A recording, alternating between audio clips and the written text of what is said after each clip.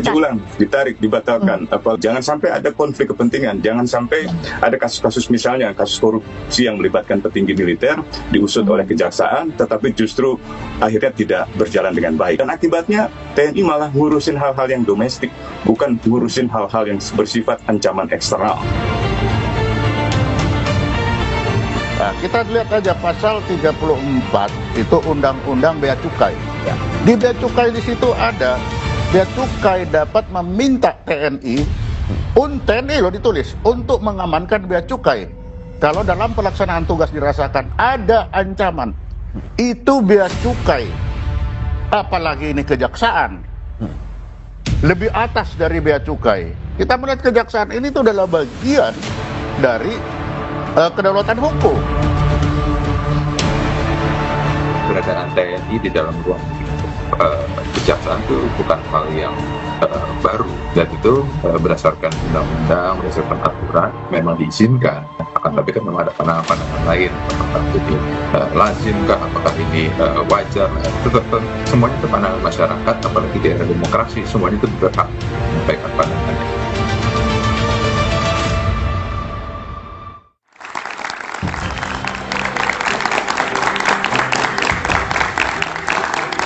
Selamat malam.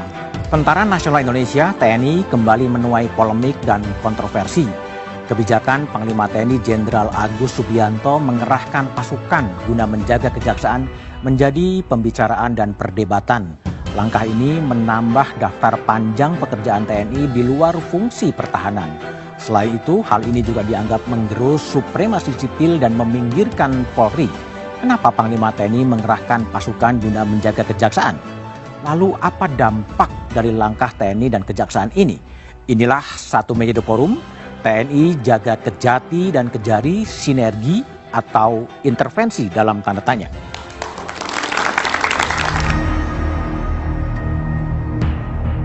Tentara Nasional Indonesia (TNI) kembali menuai kontroversi.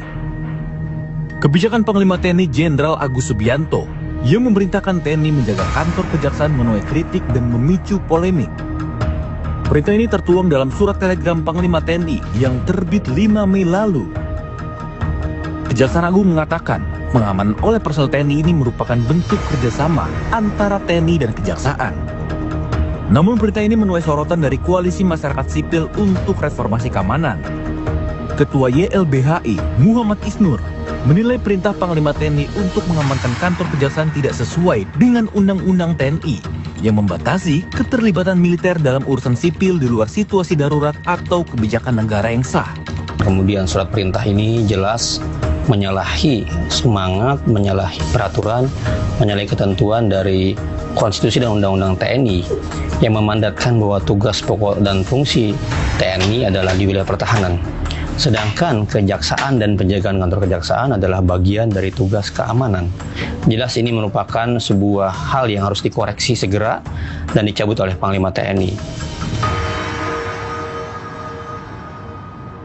Kapus Pen TNI Maijen Kristome Sianturi mengatakan, pengamanan kejaksaan merupakan kerjasama antara TNI dengan Kejaksaan Agung yang sudah berlangsung sejak tahun 2018 tentang perbantuan perlindungan terhadap pelaksanaan tugas kejaksaan.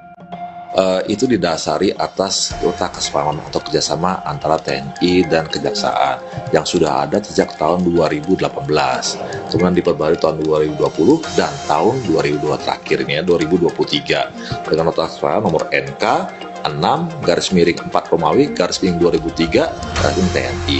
Itu ada 8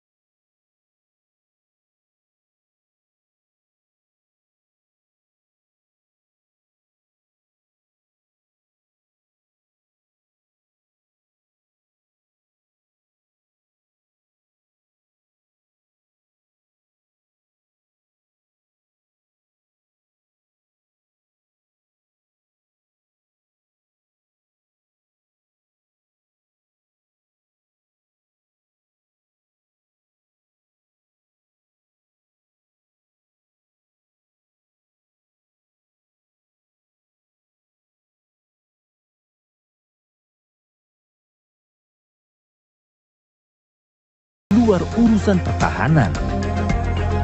Jika urusan keamanan dalam negeri sudah diserahkan atau diambil alih TNI, lalu apa tugas Polri?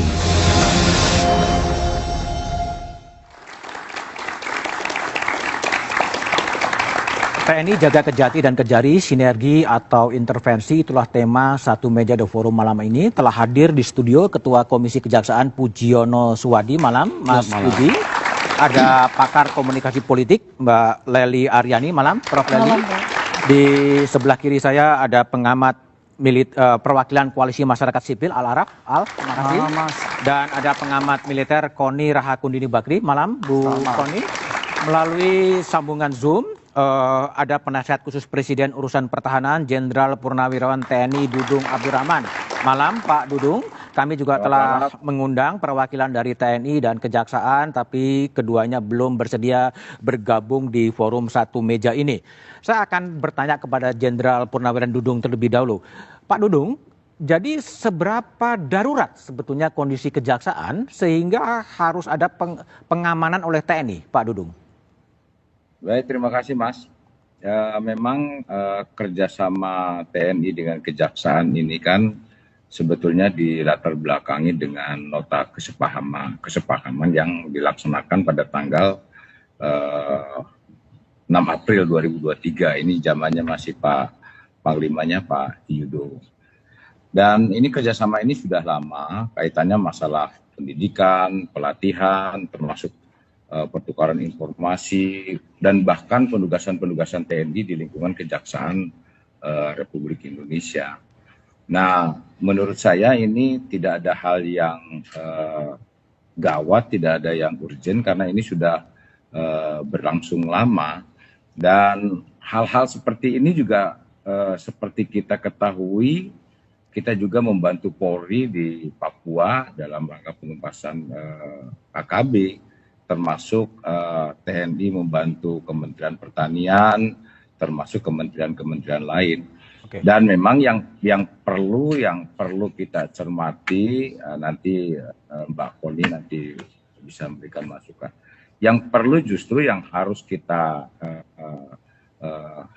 cermati adalah tugasnya ini nanti sebagai apa. Biasanya kita dalam memberikan perintah kepada anggota itu, kalau kita memberikan perintah operasi, istilahnya ada ketupak. Jadi keadaan itu berbicara tentang bagaimana musuhnya, musuh yang akan kita hadapi, kemudian pasukan kawan, terus tugas pokoknya apa yang akan dilaksanakan.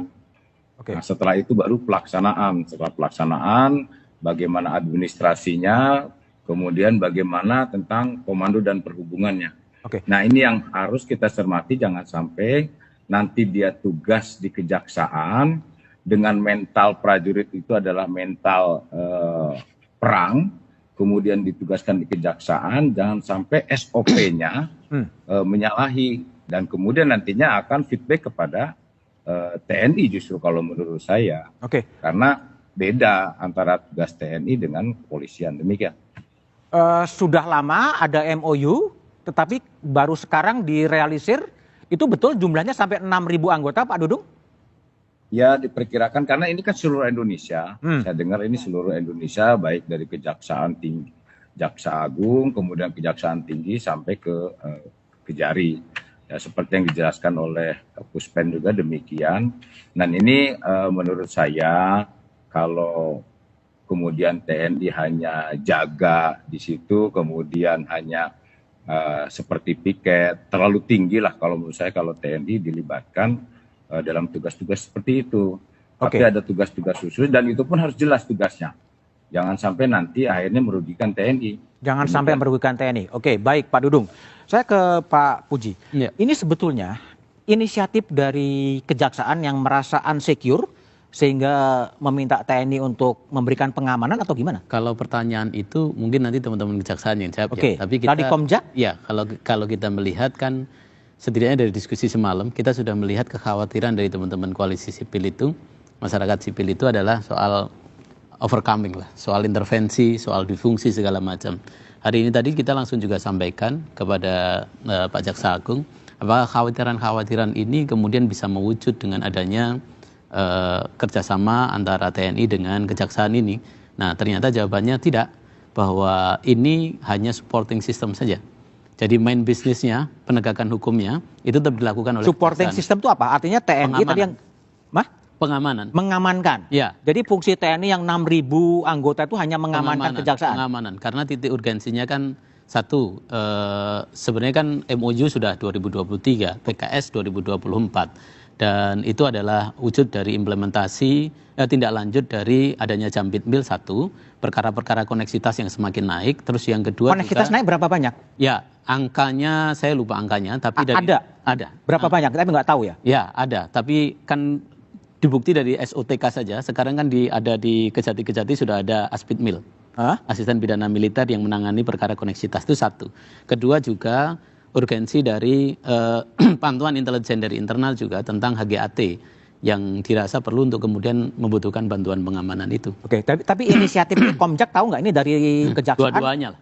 Oh, dua-duanya? Ya, artinya inisiatif kan lebih dari permintaan dari kejaksaan karena memang. Oh, kejaksaan memang meminta bantuan TNI? Ya. Oke, baik. Bu Kony, gimana Bu Kony lihat sebagai pengamat militer tadi Jenderal Dudung juga mengatakan jangan sampai kemudian TNI hanya tupoksinya hanya menjaga gitu aja. Gimana Bu Kony lihat? Saya salut dengan pernyataan Pak Dudung ya, karena menurut saya itu menjawab juga kekhawatiran saya dengan tidak hadirnya Pak Kristomer sebagai Puspen. Karena begini, ini sebuah keputusan yang akan mengundang kontroversi dan membuat rakyat terkejut lagi, sehingga kalau Puspen tidak menjalankan tugasnya untuk menerangkan, ini juga agak nanti mengundang polemik lain. Ya. Sehingga tadi pernyataan Pak Dudung sebenarnya sudah menggambarkan kekhawatiran beliau dan juga kekhawatiran kita jika akhirnya tugas-tugas perannya itu tidak sesuai atau tadi bahasanya mungkin kalau bahasa gaulnya ketinggian untuk tentara gitu kan, apalagi sampai 6.000 orang. Tapi kalau saya concernnya begini, kita itu mesti sadar betul fungsi TNI itu buat apa sih? Fungsi militer itu buat apa? Kenapa walaupun saya sudah nggak tinggal di sini, tapi saya melihat kok makin kesini makin banyak sekali masuk militer ini ke ranah civilian. Dan ini terjadi hanya di negara-negara tertentu. Contoh Pakistan, ya kan, Mesir, ya kan, Myanmar. Dan Pakistan itu akhirnya membuat militer berpolitik. Mau tidak mau, padahal militer kita tidak boleh berpolitik. Dan susah untuk melepaskan itu. Yang kedua, saya mungkin karena tidak ada pernyataan resmi, maka pikiran kita bisa kemana-mana. Dan saya itu mungkin salah satu kenakalan saya suka mengaitkan gitu, puzzle ini. Misalnya saja, apakah ini ada hubungannya? Sekali lagi nggak boleh marah ya, karena nggak ada keterangan resmi dari Puspen ini. Kan sekarang sedang dirumuskan atau sedang dibicarakan di DPR tentang undang-undang partai yang baru. Aturan partai dan pemilu dan lain-lain. Apakah nanti fungsi tentara di kejaksaan yang ada di seluruh Indonesia, 534 sekian ya nomornya kalau nggak salah, itu nantinya pada 2029 pemenangan pemilu gitu, akan ke pemenangan pemilu atau pengawasan yang berlebihan terhadap pemilu. Karena buat apa pakai tentara? Saya kan selalu percaya, dan saya sama Al-Araf selalu percaya bahwa TNI itu dikotominya harus jelas, sipil militer jelas, tugasnya juga jelas. Sehingga ini tuh agak bahaya, dan bukan cuma kekhawatiran kita, even Pak Dudung juga menyatakan yang sama kan barusan. Jadi memang harus ada statement resmi kenapa ini, dan apakah hanya, saya bisa paham kalau keadaannya darurat. Ya. Tapi saya tidak bisa paham kalau ini keadaannya menjadi rutin. Nah, inilah yang mungkin mesti dijawab sebenarnya. Oke. Gitu. Oke, Al. Ini kalau Jenderal Dudung tadi mengatakan ini kan MOU sudah lama ya. Iya. Tapi koalisi masyarakat sipil termasuk Anda teriak paling keras. Ada apa sih kekhawatirannya? Udah dari lama juga mengkritisi MOU. Jadi, udah lama juga ya? Udah lama. Oke. Sejak MOU ada itu kita udah mengkritisi. Jadi gini, ada problem konstitusional yang serius dari soal ini. Terbitnya telegram Kasat dan Panglima serta MOU yang dibuat antara Kejaksaan dan Panglima, itu ada persoalan mendasar terkait dengan konstitusi gitu. Konstitusi. Sehingga presiden harus segera mengkoreksi kebijakan ini. Kenapa demikian? Di dalam pasal 10 Undang-Undang Dasar Konstitusi kita menyebutkan bahwa presiden adalah penguasa kekuasaan tertinggi atas angkatan darat, laut dan udara. Sehingga hanya presiden yang bisa mengendalikan TNI. Diturunkan di dalam Undang-Undang TNI 34 2004, pengendalian dan pengerahan kekuatan itu dilakukan untuk operasi perang dan selain perang. Dan hanya bisa dilakukan atas dasar keputusan politik negara, yakni keputusan politik presiden dengan pertimbangan DPR. Ketika MOU dibuat, Undang-Undang TNI 34 2004 masih berlaku. Maka MOU itu sudah disampaikan oleh publik, juga disampaikan ke DPR oleh Koalisi Masyarakat Sipil, bertentangan dengan konstitusi dan bertentangan dengan Undang-Undang TNI. Karena kewenangan pengerahan kekuatan bukan ada di Panglima dan juga bukan di Kejaksaan Agung, tapi ada di Presiden. Jika ada kebutuhan untuk mengerahkan, membantu Kejaksaan Agung, hanya Presiden otoritas yang boleh mengerahkan itu. Kenapa? Karena dalam negara demokrasi, Presidenlah yang dipilih oleh rakyat, bukan Panglima TNI. Hanya mereka yang dipilih oleh rakyatlah yang bisa mengerahkan kekuatan TNI. Karena itu keputusan Panglima TNI dan Kepala Staf plus MOU Jaksa Agung itu hal yang salah dan keliru secara konstitusional. Kalau itu tidak diperintahkan oleh Presiden. Iya, betul. Ini kan tidak diperintahkan oleh Presiden. Oke, saya coba konfirmasi ke Pak Dudung dulu ya. Pak Dudung, ini ada apakah memang ini perintah dari Presiden untuk kepada Panglima TNI untuk mengamankan kejaksaan gitu, Pak Dudung? Kalau menurut saya itu dasarnya kan nota kesepahaman itu tadi. Jadi kerjasama MOU baik ke pertanian maupun dengan kepolisian dan sebagainya itu dasarnya itu. Jadi Presiden itu apabila beliau memerintahkan itu pasti melalui prosedurnya, melalui undang-undang dan sebagainya. Kalau misalnya ada tahapan-tahapan dalam rangka operasi. Contoh misalnya dari tertib sipil, darurat sipil, kemudian sampai darurat militer, baru itu Presiden akan berperan dan tentunya itu pun harus persetujuan dari DPR. Maka Presiden sebagai penguasa tertinggi yang sesuai dengan konstitusional, maka itu perintah. Tapi kalau sudah ada kesepahaman, tentunya juga sebelum kesepahaman ini, nota kesepahaman itu dilaporkan kepada sebelum nota kesepahaman itu ditandatangani, itu dilaporkan kepada Presiden. Ya? Oke, baik. Pasti, sudah baik, pastinya. Pak Dudung. Tapi dalam hal ini pengerahan pasukan ini saya yakin tidak ada dari Presiden, tapi dari dasar nota kesepahaman itu sendiri. Oke, baik Pak Dudung. Problemnya adalah jika alasannya untuk menjaga pengamanan, mengapa bukan polisi? Jawabannya setelah jeda berikut ini.